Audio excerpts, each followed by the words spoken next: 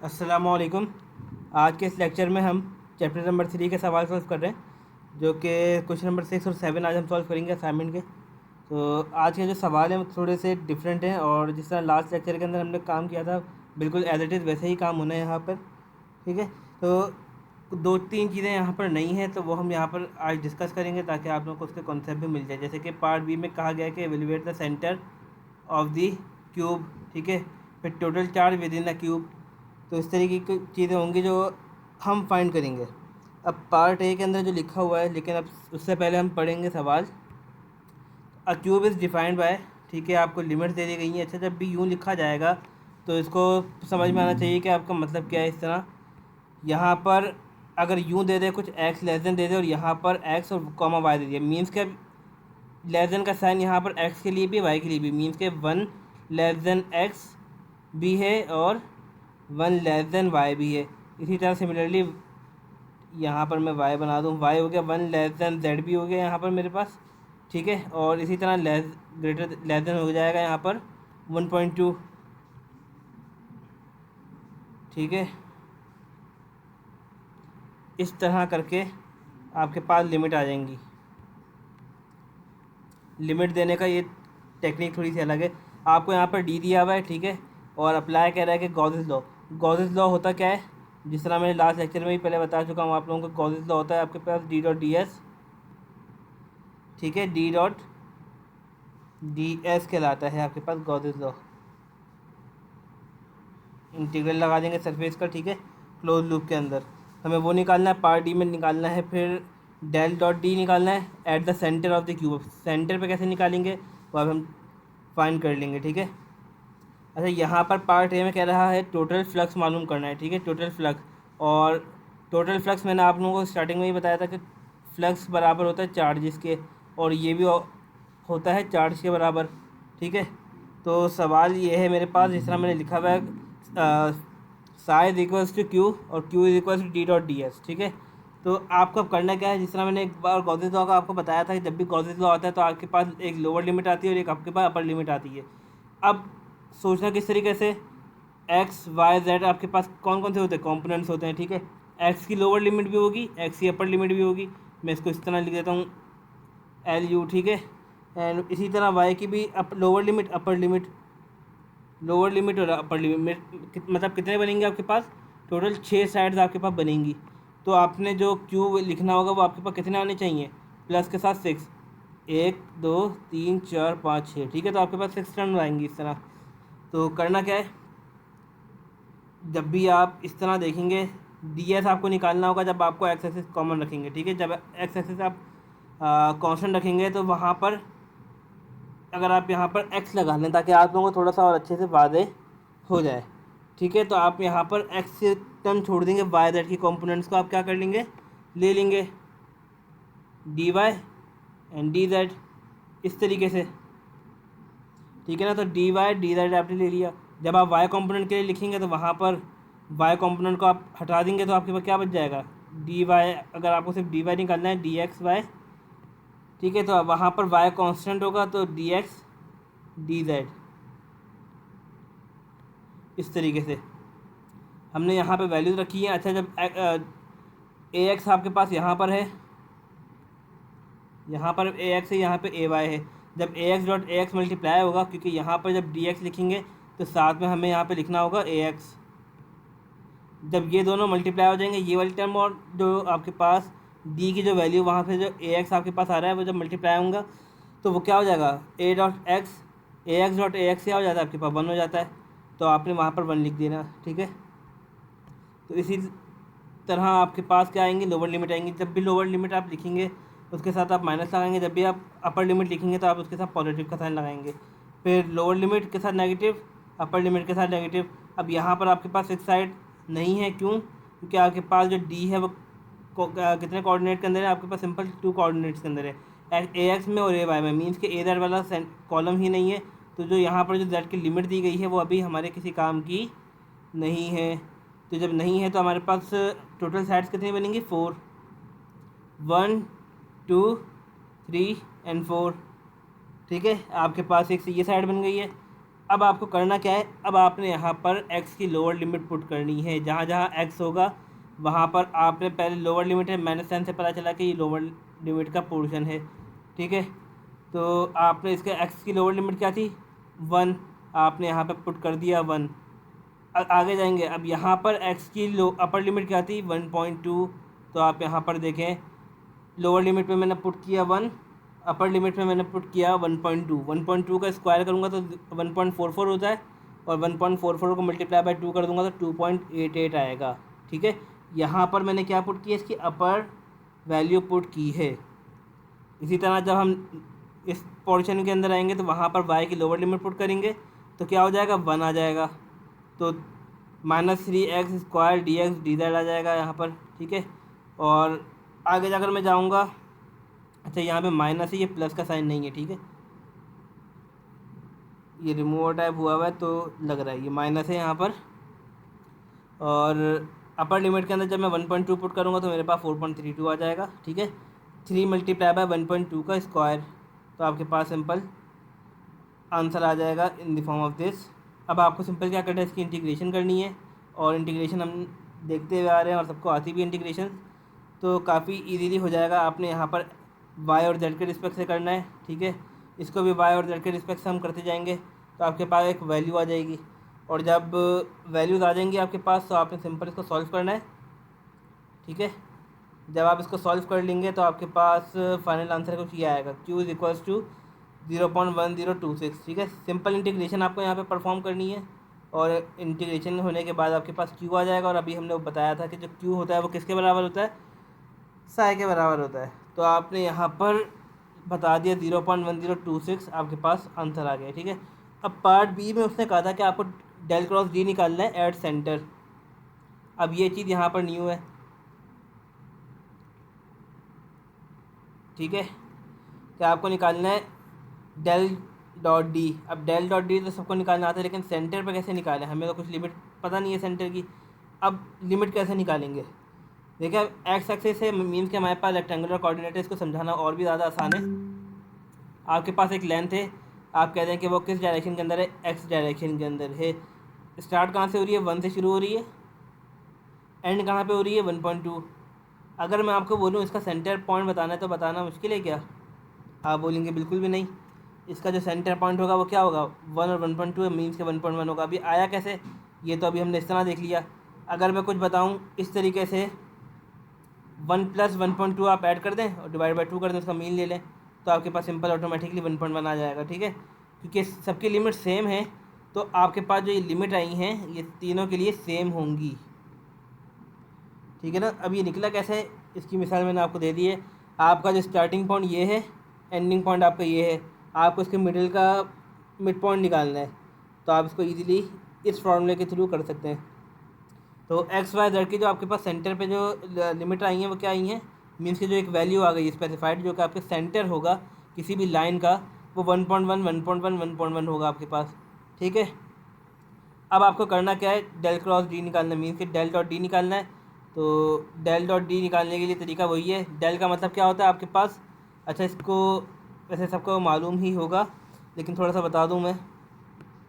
तो डेल होता है वो किसके बराबर होता है, डेल डॉट एक्स और ए एक्स के प्लस अपॉन डावा वाई इंटू ए वाई, ठीक है, प्लस, अच्छा मैं इसको यहाँ लिख रहा हूँ, प्लस डावा अपॉन डावा जेड इंटू ए जेड, ठीक है। लेकिन अभी हमारे पास सिंपल 2 टर्म्स हैं तो हमने यहाँ तक काम करना है, हमारा जो काम है। अब यहाँ पर ए एक्स आपको दिख रहा है, और डी एक्स का जो ए एक्स आया था हमारे पास, ए एक्स वाली टर्म ए एक्स के साथ मल्टीप्लाई हो जाएगी। तो आपके पास मैंने यहाँ पे लिखा हुआ भी है बल्कि, ठीक है, इस वाली टर्म को सिर्फ ए एक्स के साथ मल्टीप्लाई करवा देंगे क्योंकि डॉट प्रोडक्ट इनका बनाएगा, इसलिए हमने इसको इसके साथ मल्टीप्लाई करवा दिया। और डी ए वाई वाले को ए वाई के साथ मल्टीप्लाई करवा दिया क्योंकि इसका डॉट प्रोडक्ट बनाएगा, अदरवाइज़ ये 0 आएंगे। अब एक्स से रिस्पेक्ट से डिफ्रेंशिएट करना है मुझे, ठीक है। तो यहाँ पर 2x² है तो यहाँ पर क्या हो जाएगा, 4xy हो जाएगा, प्लस y के रिस्पेक्ट से करूँगा तो 6x² हो जाएगा मेरे पास। अब x और y की वैल्यू मुझे पता है 1.1, तो मैंने यहाँ पे 1.1 का स्क्वायर ही कर दिया क्योंकि वैल्यू सेम है इनकी, 1.1 मल्टीप्लाई बाय 1.1, तो मैंने यहाँ पर 1.1 का स्क्वायर लिख दिया, मल्टीप्लाई बाय 4 कर दिया। प्लस इसी तरह यहाँ पर भी इसकी जो वैल्यूज़ हैं वो सेम है 1.1, यहाँ पर ठीक है, यहाँ पर भी वैल्यू मेरे पास सेम ही आएंगी क्योंकि 1.1 का स्क्वायर इंटू 1.1, तो बेस सेम पावर है 1.1 का क्यूब हो जाएगा, मल्टीप्लाई बाय 6 करूँगा तो आंसर मेरे पास कुछ ये आ जाएगा, जो कि आपने डेल डॉट डी निकाला है एट सेंटर। आप यहाँ पर ये पॉइंट लिख दें आगे कि एट सेंटर,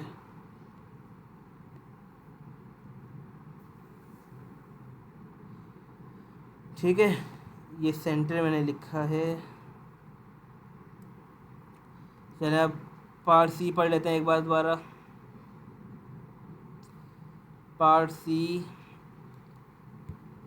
सी में कह रहा है कि estimate total charge enclose with in a cube.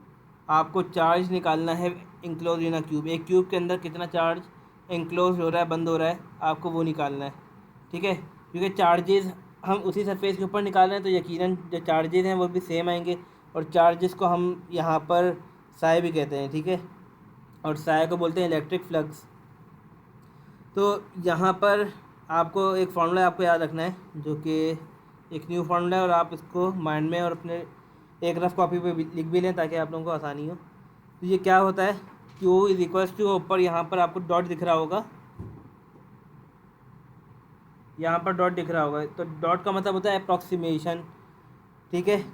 तो आप कैसे निकालेंगे, यहाँ पर आप लोग क्या क्या चीज़ें निकाल चुके हैं, यहाँ पर आप ये दो चीज़ निकाल चुके हैं, मतलब कि एक ही चीज़ डेल डॉट डी आप निकाल चुके हैं, मल्टीप्लाई बाई डेल वी। अब डेल वी कैसे निकालूंगा, अब डेल वी आपको पता है कि वॉल्यूम होता है।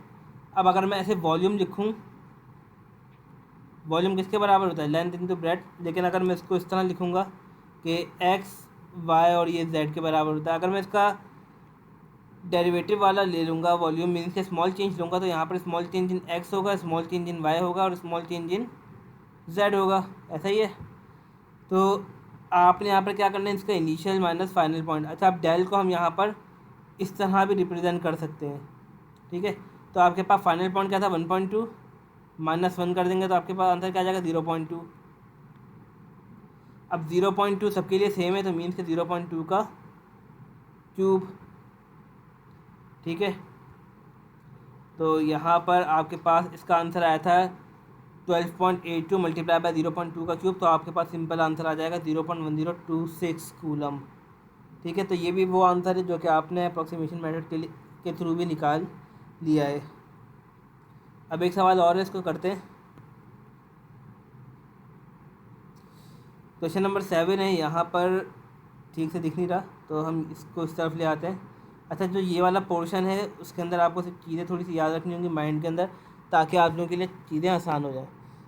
तो क्वेश्चन नंबर 7 है, इसमें लिखा हुआ है calculate delta dot D, del dot D at the point specified. आपको ठीक है, इसकी वैल्यूज़ दे दी गई हैं, डी की वैल्यू दे दी गई हैं और पॉइंट्स दे दिए गए हैं, इस पॉइंट के ऊपर है। अब बी पार्ट में आपको ये वाली वैल्यूज़ दे दी गई हैं, मीन्स के दूसरा डी दे दिया गया है और तीसरे पॉइंट के ऊपर अलग डी दे दिया गया है। मीन्स कि हमें तीनों कोऑर्डिनेट के ऊपर निकालना होगा। एक रेक्टेंगुलर है, ए एक्स ए वाई से आ रहा है, दूसरा हमारे पास कौन सा सिलेंड्रिकल है, ठीक है, तीसरा मेरे पास है स्फेरिकल। मीन्स कि हमने तीनों चार्जेस को फाइंड करना होगा, क्योंकि चार्जेस ही मालूम करने हैं, क्योंकि आपके पास चार्जेस कह रहा हूँ मैं, सॉरी, डेल डॉट डी हमें फाइंड करना है, ठीक है। तो जल्दी से इसको भी देखते हैं।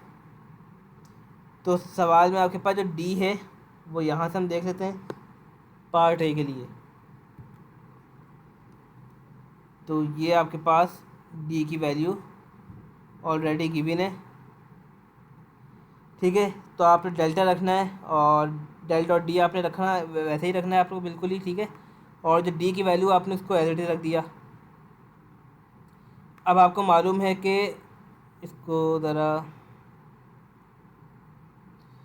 जो एक्स वाला जो है वो ए एक्स वाले से मल्टीप्लाई होगा, मीन्स के इससे मल्टीप्लाई होगा, ए वाला ए वाला ए वाई से, ए जेड वाला ए जेड से। तो जब मैंने इसको इसके साथ मल्टीप्लाई किया तो यहाँ पर आप देखें तो ये क्या बन गया, डेल, आपके पास जो ऑपरेटर है वैसे ही आ गया, ठीक है। और मैंने यहाँ पे एक एलसीएम डायरेक्ट ले लिया है। कैसे ले लिया मैंने, यहाँ पर विद रिस्पेक्ट टू एक्स करना था इसको साथ, तो मैंने एक्स यहाँ से हटा दिया क्योंकि डेरिवेटिव ख़त्म हो जाएगा, ठीक है। तो 10y/z हो जाएगा यहाँ पर। और ये लिया मैंने कैसे, देखें यहाँ पर जो सवाल में 1/z² था, मैंने यहाँ पर क्या किया है, मैंने इनके साथ सबके साथ z² डिवाइड करवा दिया, तो z² से एक z कैंसिल हो जाएगा। तो इस तरीके से मैंने यहाँ पर काम किया है, ठीक है। अब अगली टर्म में अगर आप देखें, अगली टर्म में आपके पास एक और z आ रहा है, तो ay के साथ मेरे पास डिनोमिनेटर में सिंपल एक z आ रहा है। यहाँ पर अब अगर आप देखें, इसको आप ओपन कर देंगे तो क्या आ रहा है, 2z²। तो आप जब आगे देखेंगे तो यहाँ पे सिंपल 2z हो गया, और यहाँ पर z-2 कर दिया क्योंकि मुझे इसके रिस्पेक्ट से डेरिवेट करना है। चलिए करते हैं आगे। फिर जब मुझे इसको y के रिस्पेक्ट से करना होगा,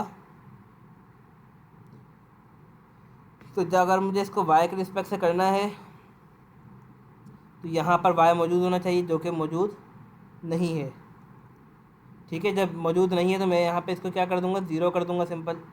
तो यहाँ पर मेरे पास वो टर्म क्या आ गई है, 0 आ गई है। अब आगे मैं देखूँगा, अब dz, अब मेरे पास दो वैल्यूज़ हैं az के ऊपर, 2z भी और ये वाली वैल्यू भी। जब मैं सिंपल इसका डेरिवेटिव लूँगा तो सिंपल 2 आ जाएगा इसका, और जब इसका डेरिवेटिव लूँगा तो माइनस माइनस, क्योंकि -2 है, -2 नीचे आएगा तो minus minus plus 5 × 10 x² y, और z में से हम इसके अंदर क्या कर देंगे, पावर -1 ऐड कर देंगे, -2 -1 -3, और जब नीचे चले जाएगा तो z³ बन जाएगा। अब आपके पास पॉइंट्स गिवन थे -2 3 5, आपने क्या करना है, x y z के अंदर इसकी वैल्यूज़ पुट करनी है, आपके पास सिंपल ये आंसर निकल के आ जाएगा 8.96, ठीक है। अब एक पार्ट बी करते हैं इसका जल्दी से।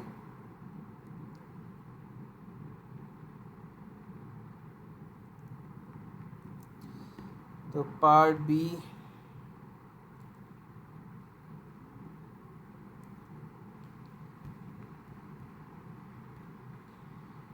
तो पार्ट बी में आपके पास डी की वैल्यू दी हुई है, मैं यहाँ पे हाईलाइट कर देता हूँ ज़रा इसको। आपको यहाँ पर पॉइंट भी गिवन है, आपके पास ए रॉ गिवन है और आपके पास ए जेड का कंपोनेंट गिवन है, मीन्स के ए रॉ का कंपोनेंट आपके पास नहीं है, रॉ कह रहा हूँ फाई का, ठीक है। आपने यहाँ पर सिंपल डी लिखा, आपने यहाँ पर इसकी वैल्यूज़ यहाँ पर लिख दिया, आपके पास ये पॉइंट्स हैं। अब जब भी आपको करना होगा, जब आपको निकालना होगा डेल ऑपरेटर, ठीक है, विथ रिस्पेक्ट टू डी, तो आपको यहाँ पर एक चीज़ याद रखनी होगी, वो मैं सबके लिए बता रहा हूँ, ताकि यहाँ पर जिस तरह मैंने लिखा हुआ है, ये आपके पास एक फार्मूला है जो कि आपको दिमाग में याद होना चाहिए, ठीक है। जब आप निकालेंगे रॉ के साथ निकालेंगे तो 1/ρ से मल्टीप्लाई भी करवाएंगे और डिवाइड भी करवाएंगे, ठीक है। और इंटू डी रॉ, अब ये डी रॉ क्या है, आपके पास ये वाली वैल्यू है डी रॉ, ठीक है। अब जब आगे आएंगे 1/ρ आ गया, इंटू d5 वाला कंपोनेंट मेरे पास है नहीं तो मैंने यहाँ पर इसलिए 0 लिखा हुआ है, ठीक है। dz वाले कंपोनेंट के अंदर क्या करेंगे, जो भी कंपोनेंट होगा आपने सिंपल उसको एज इट इज लिखना है, और आपने यहाँ पर वैल्यूज देखी क्या है, 10 ρ z a z। तब यहाँ पर आ जाएँ मैंने अभी आपको बताया था 1/ρ डेल ऑपरेटर ऐसे एज इट इज आ जाएगा, रॉ आपने इसको मल्टीप्लाई करवा दिया किसके साथ, 5z, क्योंकि अगर आप यहाँ पर देखें तो आपके पास यहाँ पे क्या था, सिंपल 5z², और मैंने आपको बताया था कि डी रॉ की जगह रिप्लेस हो जाएगा ये, तो 5 ρ z² प्लस 0, और डी जेड की वैल्यू क्या है आपके पास, 10 ρ z आपने यहाँ पे लिख दिया, ठीक है। अब आपको एक चीज़ यहाँ पे और चीज़ समझनी है, अब आपको यहाँ से ये वाली वैल्यू को कैंसिल नहीं करना है, आपने इस वाली वैल्यू को, जब डेल ऑपरेटर के जो वैल्यू अंदर आ गई है, आपने उसको अलग तरीके से ट्रीट करना है। अलग तरीके से ट्रीट करने का मतलब ये है कि आपने उसके रिस्पेक्ट से वैल्यू निकालनी है। जब ये डेल ऑपरेटर ख़त्म हो जाएगा तो फिर आप इस रॉ को यूज़ करेंगे, ठीक है। तो मैंने यहाँ पे देखा, जब इसके रिस्पेक्ट से मैं डेरिवेट करूँगा तो मेरे पास रॉ कैंसिल हो जाएगा, तो 1/ρ 5z² आ जाएगा, 5z² प्लस जब मैं z के रिस्पेक्ट से करूँगा यहाँ पर तो ये z कैंसिल हो जाएगा, तो ये 10 ρ हो जाएगा, ठीक है। यहाँ पर मुझे रॉ की वैल्यू गिवन है 3 एंड z की वैल्यू है 5, तो 5 × 5 का स्क्वायर 25, 25 × 5 125/3 एंड 10 3 30। आपने इसको सॉल्व करना है और अपना आंसर निकाल लेना है, ठीक है। अब एक पार्ट डी है, उसको भी ज़रा कर लेते हैं जल्दी से।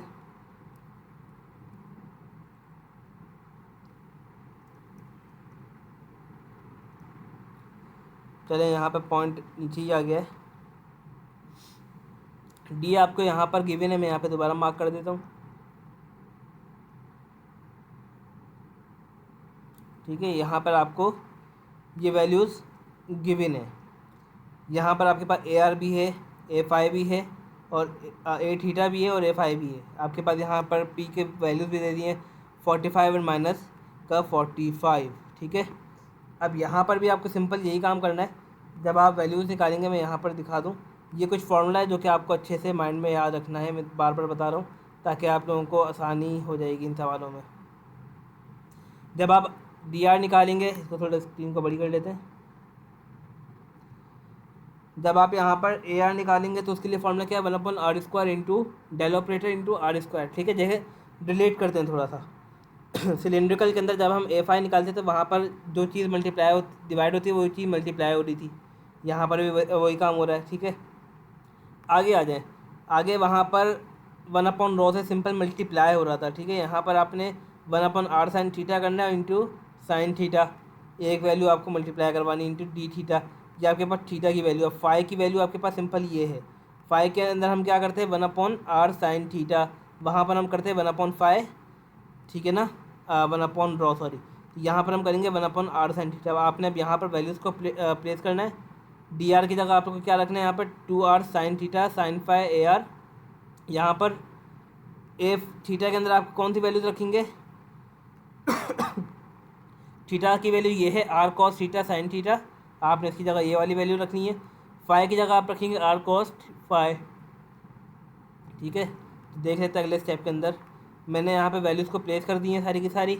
अब अभी मैंने आपको बताया था कि इसको हम कैंसिल नहीं कर सकते। क्यों? क्योंकि ये टर्म अलग कंसिडर की जाएगी और ये टर्म अलग कंसिडर की जाएगी जब तक कि बीच में डेल ऑपरेटर है। अब जब हम इसको सॉल्व करेंगे तो देखें क्या बन जाएगा, 3 नीचे आएगा क्योंकि आर के रिस्पेक्ट से कर रहे हैं, तो 6r square sine theta sine phi. अब यहाँ पर आर स्क्वायर है, यहाँ पर आर स्क्वायर है। अब हम इसको कैंसिल कर सकते हैं। ठीक है, आप समझ में आई बात आपको कि हम इस तरीके से इसको कैंसिल करेंगे। प्लस आर साइन थीटा, अब हम इसको यहाँ पे कैंसिल नहीं कर सकते जब तक हम इसको निकाल नहीं लेते। थीटा के फॉर्म में निकालेंगे। अच्छा, ये आगे साइन फाई है। ठीक है, ये आगे साइन फाई है, यहाँ पे मेंशन नहीं हुआ हुआ, ये क्रॉप हो गया है। तो अब आगे जब हम इसको देखेंगे थीटा के रिस्पेक्ट से करेंगे तो साइन थीटा का जो डेरिवेटिव होता है वो क्या होता है, सिंपल कॉस होता है, तो कॉस। अच्छा, यहाँ पर आप एक चीज़ और देखें, तो यहाँ पर एक 2 एंगल फार्मूला बन रहा है, वरना यहाँ पर आपको क्या करना पड़ेगा, u इंटू वी का फार्मूला अप्लाई करना पड़ेगा। तो अगर मैं यहाँ पर एक ट्रिग्नोमेट्रिक प्रॉपर्टी लगा दूँ, जैसे कि 2 साइन थीटा कॉस थीटा, ये किसके बराबर होता है, साइन 2 थीटा के। ठीक है, तो मुझे क्या करना पड़ेगा, यहाँ पर 2 से मल्टीप्लाई भी करवाना पड़ेगा, 2 से डिवाइड भी करवाना पड़ेगा। तो आप यहाँ पर देखें, मैंने 2 से क्या कर दिया, डिवाइड तो करवा दिया, मल्टीप्लाई करवा के मैंने डायरेक्ट इसको लिख दिया कॉस 2 थीटा। अच्छा, कॉस 2 थीटा मैंने क्या किया, मैंने साथ में इसको डेरिवेटिव भी ले लिया है। ठीक है, तो देखिए साइन 2 थीटा बनेगा, साइन 2 थीटा का डेरिवेटिव क्या होगा, कॉस 2 थीटा, और 2 थीटा का 2 क्या हो जाएगा, यहाँ पर बाहर आ जाएगा। तो यहाँ पर जब इसको मैं सॉल्व करूँगा आगे, तो ये वाली फॉर्म आ गई। इसी तरह मैं आर की जो फाई वाली टर्म है इसको सॉल्व करूँगा। इन दी एंड आपके पास ये आपके पास बनेगा। ठीक है, अब आपको करना क्या है, यहाँ पर थीटा और फाई की वैल्यूज़, डिफरेंट वैल्यूज़ को प्लेस करना है। ठीक है, थीटा आपके पास 45 है और फाई आपके पास क्या है, 45। अच्छा, आपको जो गिवन है, जो वैल्यूज़, वो इस तरह गिवन है। ठीक है, आपका रॉ की वैल्यू गिवन है और